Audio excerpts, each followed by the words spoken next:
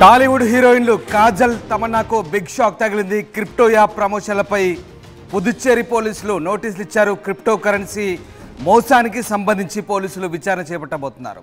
Crypto కరెన్సీలో పెట్టుబడి పెడితే అధిక లాభాలు వస్తాయని జనాలను మోసం చేస్తున్నారంటూ పోలీసులకు ఫిర్యాదు అందింది.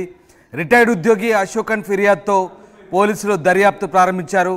60 కోట్ల మేర స్కామ్ జరిగినట్లుగా ఆరోపణలు వచ్చాయి. ఇదే కేసులో నితీష్ జైన్, అరవింద్ కుమార్ అరెస్ట్ అయ్యారు. ఆంధ్రప్రదేశ్ చెన్నై, కోయంబత్తూరులోనూ క్రిప్టో మోసాలు బయటపడ్డాయి. 2022లోనూ కోయంబత్తూర్ లాంచింగ్ ఈవెంట్లోనూ తమన్నా, కాజల్ పాల్గొన్నారు. మొత్తం మీద పుదుచ్చేరిలో భారీ క్రిప్టో కరెన్సీ ఫ్రాడ్ వెలుగు చూసింది.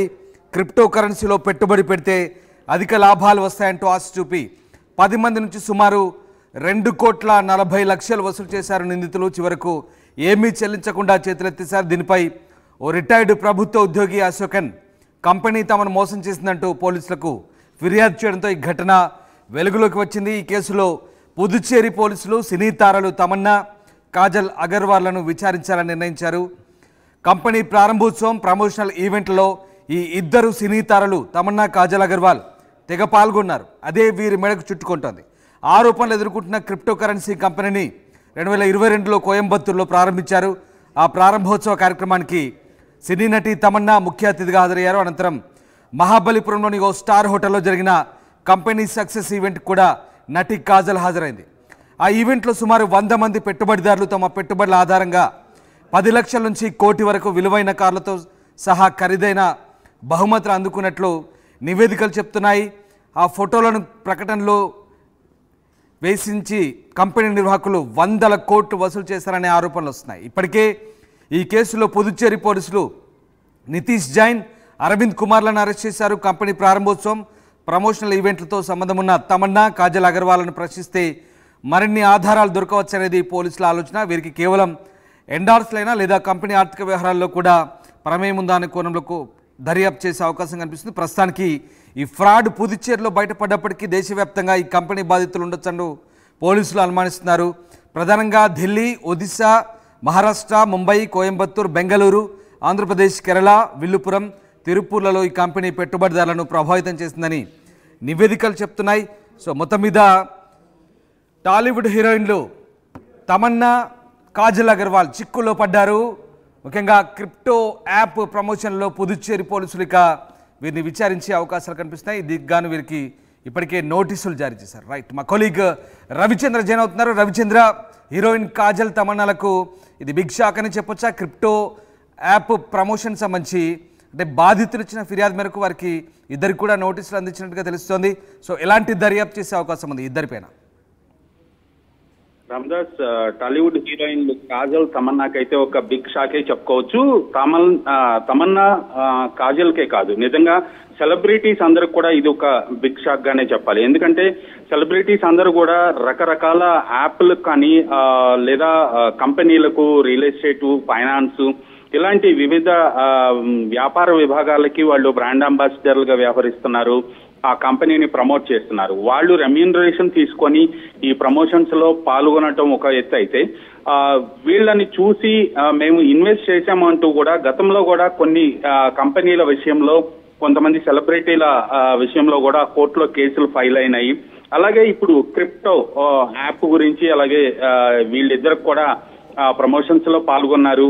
వీళ్ళు ఓన్లీ రెమ్యూనరేషన్ తీసుకొని బ్రాండ్ అంబాసిడర్లుగా ఉన్నారా, ఆ సంస్థతో వీళ్ళకి కూడా ఏదైనా భాగస్వామ్యం ఉందా అనే విషయంలో ఇంకా క్లారిటీ రాలేదు. పోలీసులు ఆ కోణంలో కూడా విచారణ చేస్తున్నట్టుగా తెలుస్తోంది. ఇదైతే ఖచ్చితంగా సెలబ్రిటీస్ అందరికి కూడా ఒక గుణపాఠంగానే చెప్పాలి. ఏ కంపెనీని పడితే ఆ కంపెనీని, ఏ యాప్ని పడితే ఆ యాప్ని వాళ్ళు ప్రమోట్ చేయటం, జనాల్లోకి వెళ్ళిన తర్వాత ప్రజలు మోసపోవటం, ఇవన్నీ కూడా గతంలో కూడా చాలా చూసాము. ఈ విషయంలో కూడా క్రిప్టో కరెన్సీ విషయంలో కూడా అలాంటి ఆరోపణలు వచ్చాయి. ఆ ఆరోపణలు స్కామ్ జరిగిందని కంప్లైంట్ రావడంతో పోలీసులు ఆంధ్రప్రదేశ్, అలాగే చెన్నై, కోయంబత్తూరు వీళ్ళందరూ కూడా ఈ కేసులు నమోదయ్యాయి. కాబట్టి ఈ ప్లేసెస్ లో గట్టిగానే పోలీసులు దీనిపై చర్యలు తీసుకుంటున్నారు. ప్రమోషన్స్ లో పాల్గొన్న టాలీవుడ్ హీరోయిన్లు కాజల్, తమన్నాకైతే నోటీసులు ఇచ్చారు. దానికి సంబంధించి విచారణకు హాజరు కావాల్సి ఉంటుంది. మరి వాళ్ళ చర్యలు ఎలా ఉంటాయి, వీళ్ళు విచారణకు హాజరైన తర్వాత వీళ్ళు ఇచ్చే సమాధానాలు పోలీసులు సంతృప్తి చెందుతారా, సంస్థకు వీళ్లకు మధ్య ఉన్న రిలేషన్ ఏంటి, ఓన్లీ పెయిడ్ ఆర్టిస్ట్ గా రెమ్యూనరేషన్ తీసుకొని బ్రాండ్ అంబాసిడర్ గా ఉన్నారా, లేదంటే వ్యాపార భాగస్వామ్యంగా ఏదైనా అంటే రవిచంద్ర, అంటే మీరు చెప్తున్నట్టుగా 2022లో ఈ లాంచింగ్ ఈవెంట్ కి కోయంబత్తూరులో ఇద్దరు కూడా వెళ్ళారు. అలాగే తర్వాత వివిధ చోట్ల ఈవెంట్ జరిగాయి, ముంబైలో కూడా ఈవెంట్ జరిగాయి. అక్కడికి నేరుగా ఇన్వెస్టర్లను తీసుకొచ్చినట్టుగా కూడా ఆరోపణలు ఉన్నాయి వీళ్ళిద్దరిపై కూడా. అంటే వీళ్ళు కేవలం ఎండార్స్మెంట్కే పరిమితమయ్యారా, ప్రమోషన్ వరకే పరిమితమయ్యారా, లేదంటే అందులో భాగస్వాములుగా ఉన్నారా, ఈ ఇన్వెస్టర్లను ఎలా తీసుకురాగలిగారు, ఎలా ప్రభావితం చేశారనే కోణంలో కూడా పుదుచ్చేరి పోలీసులు వీళ్ళపై ఇంట్రాగేషన్ చేసే అవకాశం ఉందా? దర్యాప్తులో భాగంగా ఇవన్నీ లోతుగా ప్రశ్నించే ఛాన్స్ ఉందా? ఖచ్చితంగా వీళ్ళు ఇన్వెస్టర్స్ ను తీసుకొచ్చారు అన్న కోణంలో దర్యాప్తు జరిగితే మాత్రం వీళ్ళ ప్రమేయం ఎంతవరకు ఉంది, ఆ ఇన్వెస్టర్స్ ని వీళ్ళు సెల్ఫ్ ప్రమోట్ చేసి తీసుకొచ్చారా, దాంట్లో వీళ్ళకి ఏదైనా పర్సంటేజ్ ఉందా, ఆ ఇన్వెస్టర్స్ ని ఇన్వెస్ట్ చేయించినందువలన వీళ్ళకి ఏమన్నా లబ్ధి చేకూరిందా సంస్థ నుంచి అనే కోణంలో కూడా పోలీసులు దర్యాప్తు చేసే అవకాశం అయితే ఉంది.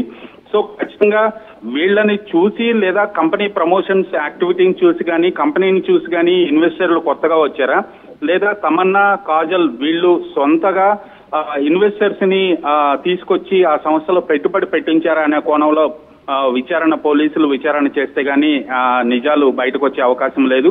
ఖచ్చితంగా ఒకవేళ వీళ్ళు ఇన్వెస్టర్స్ ని ప్రమోట్ చేసి తీసుకొచ్చి అందులో ఇన్వెస్ట్ చేయించారు అంటే మాత్రం న్యాయపరంగా చిక్కులు ఎదుర్కోవాల్సిన అవసరం అయితే ఉంటుంది. Ramdas right, thanks for the update Ravichandra. So మొత్తం మీద స్టార్ హీరోయిన్స్ తమన్నా అలాగే కాజల్ అగర్వాల్ ఇద్దరు కూడా చిక్కులో పడ్డారు.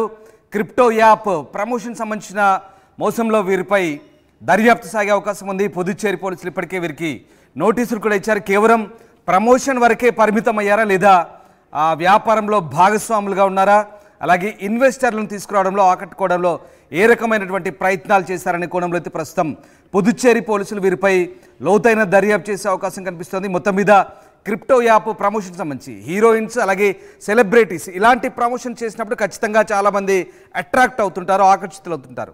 ఆ నేరం కింద ప్రస్తుతానికి వీరికి నోటీసులు ఇచ్చారు. ఆ లాంచింగ్ ఈవెంట్లో పాల్గొని ఆ యాప్ను ప్రమోట్ చేసినందుకే ప్రస్తుతం పుదుచ్చేరి పోలీసులు అయితే నోటీసులు ఇచ్చారు. ఇంకా లోతైన దర్యాప్తు సాగే అవకాశం ఉంది.